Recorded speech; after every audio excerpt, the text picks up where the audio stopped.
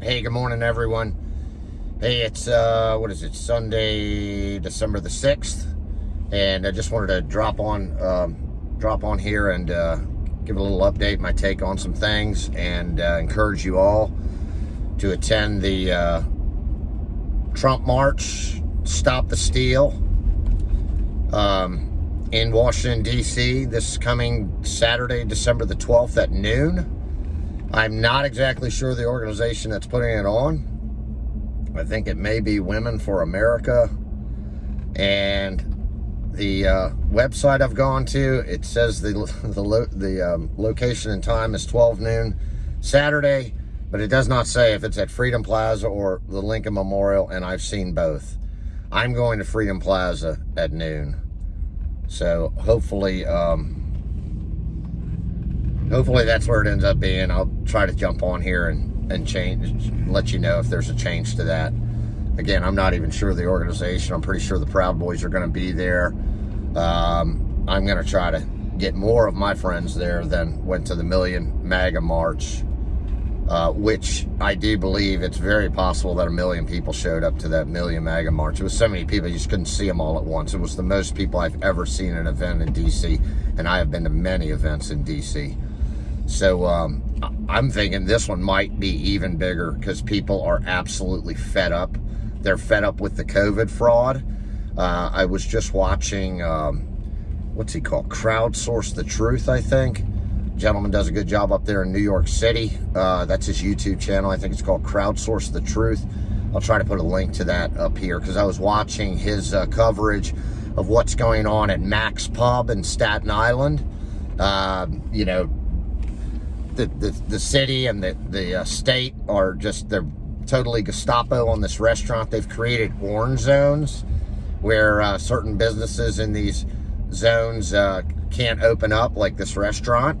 And I was reading a little bit more about it, what the city writes, and they say, you know, oh yeah, it depends on where we've had COVID outbreaks and how, you know, adherent people are to things like wearing masks, etc. So but the translation is, if you're not falling into the COVID trap, believing the bullshit, and that a surgical mask can stop a virus, which it cannot. There's many medical studies to that effect.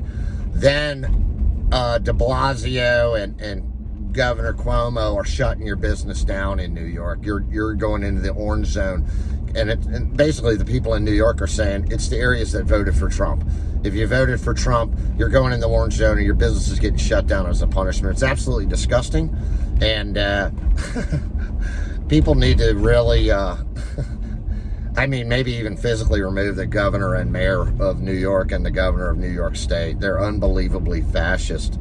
But I'm very proud of the people of New York. I watched a video from 4 days ago where there was a demonstration out at Mac's Pub, and people are fed up and they're not taking the bullshit. And I love the New Yorkers' nature of being very direct about how they feel about such things.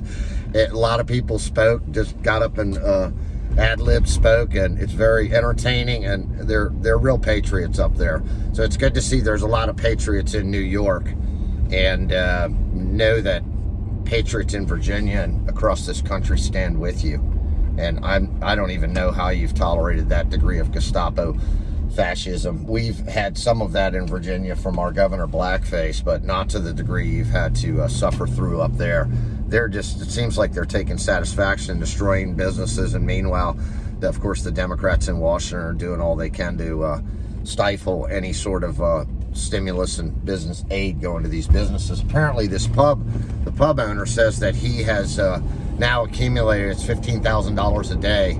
He's now accumulated over $1 million in fines. Can you believe that?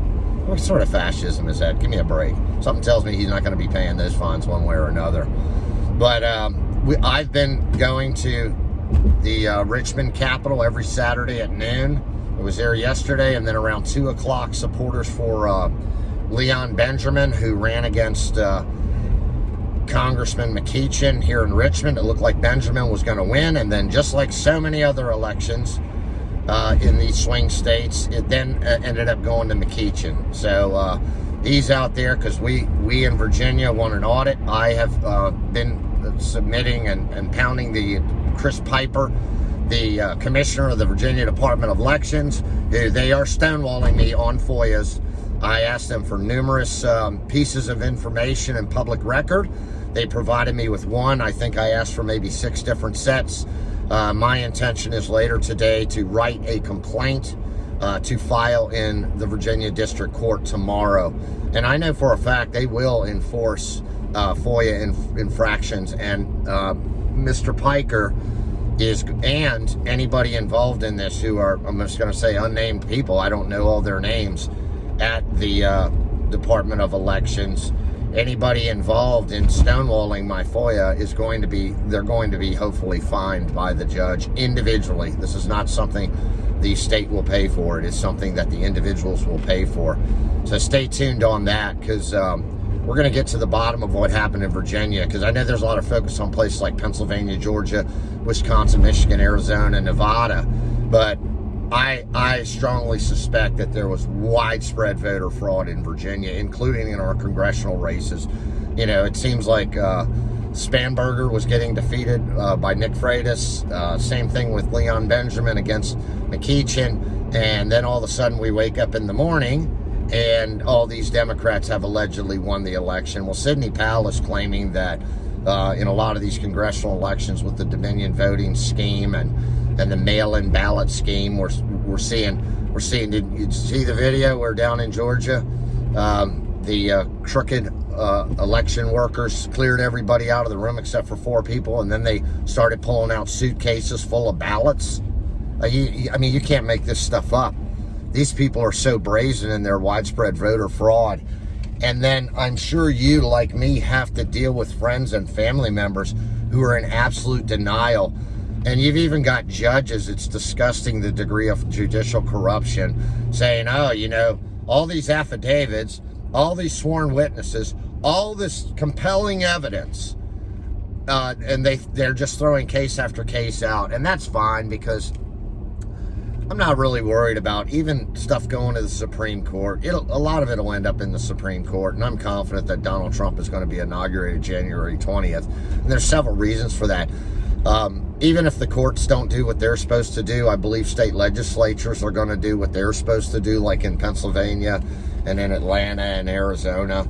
And they're going to recapture their constitutional powers, which is outlined clearly in the Constitution, that the determination of who that state's electoral colleges is in the authority, under the authority of the legislature, even if they've delegated that authority to the governor or secretary of state. They have the power, and they hopefully will exercise the power to take that back. Even if that doesn't happen, though, I am very confident, and I hope this does happen, what I'm getting ready to talk about, that President Trump, with his executive order in 2018, which I forgot the number of it, I'm sorry, but it talked about, if there was cyber infiltration of our elections, which they saw in 2018, and this whole 2020 election, as I've said before, it was a sting operation by the good guys, by Trump and the White Hats. And I believe that Trump, because this has reached a level of really insurrection, and it looks like it's involving foreign powers such as China, such as Iran, such as possibly even, I'm reading today, some stuff out of Pakistan with the Nevada vote. So I think there's a lot of foreign entities out there. It's clear why China would want Joe Biden elected over Donald Trump. I mean, not only is Donald Trump taking a strong stance against China on every level, but Joe Biden is actually bought and paid for by China to the tune of $30 million. Plus already. He and his son, corrupted as hell, criminal son, who's both of them, they're all going to prison over this. But I think in the end, Trump is going to invoke the authorities under this executive order and under the Insurrection Act.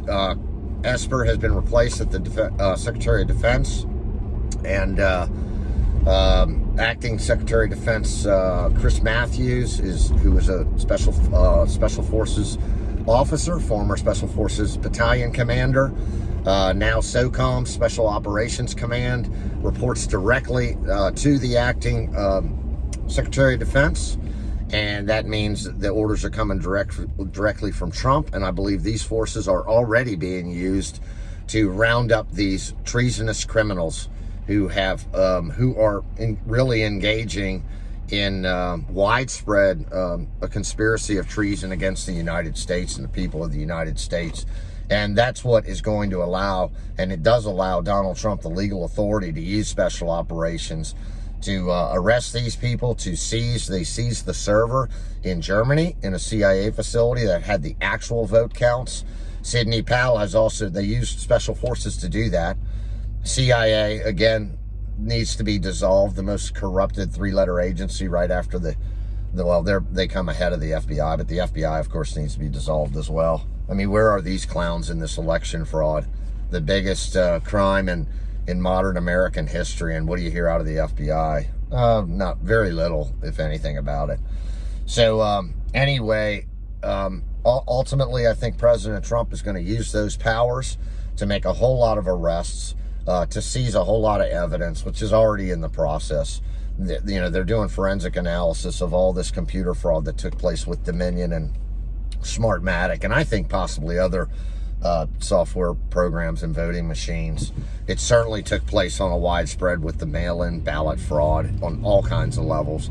I mean, it's so painfully obvious that the Democrats conspired in many, many swing states to prevent, and this is illegal, to prevent onlookers, poll watchers, Republican and Democrat, from viewing their counting of the votes, especially those mail-in votes, which it's illegal. They're not legitimate votes when they haven't been observed, because as Giuliani has pointed out, once you separate on a mail-in vote, which are inherently vulnerable to corruption, once you separate that envelope showing where it came from and signature and that sort of thing from the ballot without somebody observing, then basically that vote is no longer legal. It's been negated because it hasn't been observed properly, and what's laid down by the law. But let's say even if President Trump and everything was exhausted in the courts, the state legislatures didn't do what they needed to do, I do believe that our country has come to the point, and if Trump didn't do these insurrection action things I'm talking about, I do believe our country has come to the point where we could and would muster tens of thousands of Americans to march on Washington, and to do that armed, and not with an intention of hurting anybody, but as a show of force and a show of power, and demanding that this fraud, Joe Biden and the organization behind him of the criminal syndicate who has stolen this election, that Joe Biden is not going to be inaugurated on January 20th. I mean, I'll eat my shoe if the guy's inaugurated, because I'm getting a good feel online of how many people are so pissed off and fed up with the corrupted leftists. They're trying to instill communism into this country. It's painfully obvious to anybody that's even remotely aware of everything that's going on. And we're just not going to allow that to happen. And it's come to the point, I think, where, like myself, I think there's tens of thousands, if not hundreds of thousands of other people, other Americans, who are fed up, and they're willing to put their life on the line to end this. And I'm going to tell you something, even if there were only 20,000 of us, and I know that we could muster that easily in Virginia, we muster in Virginia where it's legal to gather with our firearms, and then we cross the bridges in various places and cross that river using various means and go into D.C. and occupy D.C. and let them know that we are done with this corrupted deep state government.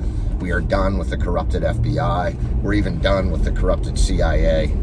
And I am confident that it wouldn't take that many of us that are well armed to go in that city and take this country back. And I'm willing to do that before I am allowed to see these criminals inaugurate Joe Biden. So I'm just confident that's just not going to happen. I know a lot of people seem really worried about that. And of course, the media and big tech are playing along. They're announcing all of Joe Biden's appointments that are never going to happen. Those people are never going to serve in positions of power in our government because Donald Trump is going to be the president for the next 4 years because he was duly elected. He won by a landslide. I believe he won by somewhere between 6 and 10 million votes. Sidney Powell has informed us that they actually, again, this was all a sting. So they knew they were picking up the packets of information being sent over to that CIA server in Frankfurt, Germany, which were the actual votes being tallied. So I think they have a really good idea of exactly by just how much Donald Trump won by. And it seems like I keep hearing 410 electoral votes. And I think that equates to something like 6 to 10 million in the popular vote. And that he even won California. Believe that? Won California. I do actually believe that because I've never seen the sort of support we've seen for Donald Trump in California in the 2020 presidential campaign. Unprecedented. And again, I'll say this again. I followed his campaign closely in 2016, and the level of enthusiasm for his campaign is astronomical in 2020 compared to 2016. And on the inverse, the total lack of enthusiasm for Joe Biden's campaign, even relative to Hillary Clinton, who I believe is a very unpopular Democratic candidate, Joe Biden's making her look like a master campaigner. And it also explains, we saw Joe Biden going out for maybe a couple rallies, but basically hiding in his basement, trying to, I think, even wiggle out of debates. But it's all explained in that they knew the whole time that they were going to steal this election with widespread fraud. So they weren't worried about him campaigning. But anyways, guys, I hope that you guys can make plans to make it to D.C. on Saturday, December the 12th. I think it's going to be huge. Please also, if you're going to go to D.C., take a look at a video I made 2 or 3 videos ago. I'm wearing a long sleeve, blue nylon shirt. And I'm talking about I think it's titled, How to Survive or Avoid an Antifa Mob Attack. And I think it's pretty good information. And please take a look at that if you're going to come to D.C. or if you're going to participate in any demonstrations.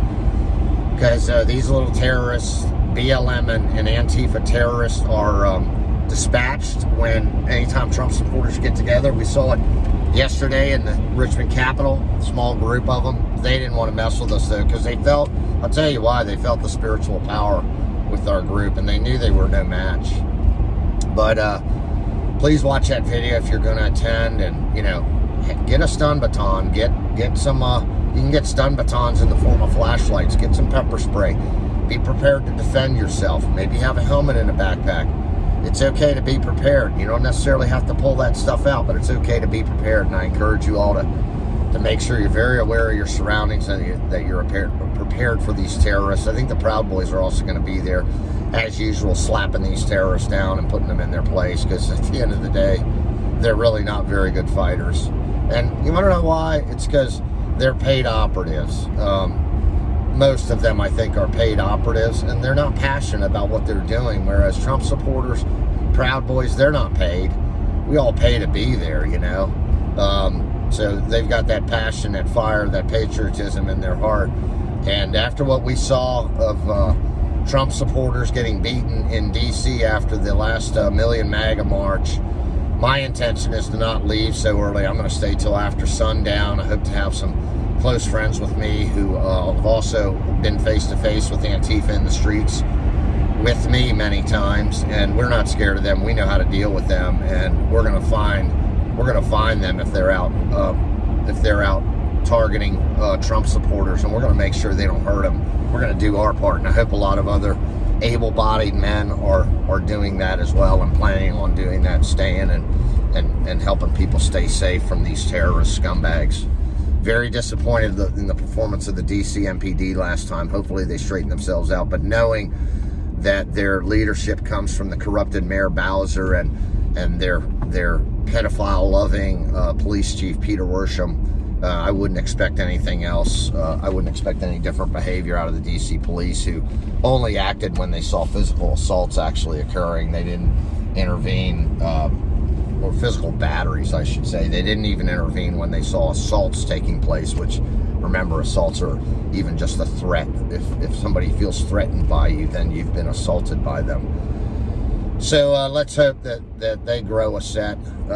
You know, it's really a shame that you've got these folks, Trump supporters, who, you know, they're the folks who are back in the blue, whereas the other side's calling for defunding the police, and yet the police are just going to stand by and watch these people get beaten in the streets by these terrorists. Well, it's not going to happen on December 12th. I can assure you that. There's going to be a lot of patriots in Washington, D.C. this Saturday. Look, folks, we are at a serious crossroads in this country. This is what we have going on right now is a constitutional crisis, and we need to try to maintain peace from a power position. This is something that could devolve into a civil war, and if need be, I'd be willing to fight in that civil war. It's the last thing I want to see this country go through, but I'll take a civil war before I will an illegitimate government that stole an election right out from under our noses to the tunes of millions of votes. I will die for that. And I think there's many other Americans that will. So do all you can to make it to D.C., you know. Don't be scared. Don't be afraid. Fear is an energy that the enemy sends to you, okay? They send it at you. They direct it at you. And they want it to adversely affect you. And they want it to affect your decisions. But when you're fearless and you don't absorb that energy, guess what? That energy goes right back to where it came from, to those evil beings who have sent it to you in the first place. And it goes right back to them in the form of fear. And then they now fear you because they realize you no longer fear them. And their fear crap and their divisive crap is not working. That's how fear works, guys. Use the fear that they send to you against them. I guarantee you they're scared to death of we the people at this point. And they should be. Pardon me. Anyways, I love y'all. I hope I see you guys out there in full force Saturday the 12th at noon. I think in Freedom Plaza, Washington, D.C. Stay safe. Talk to you later. Bye.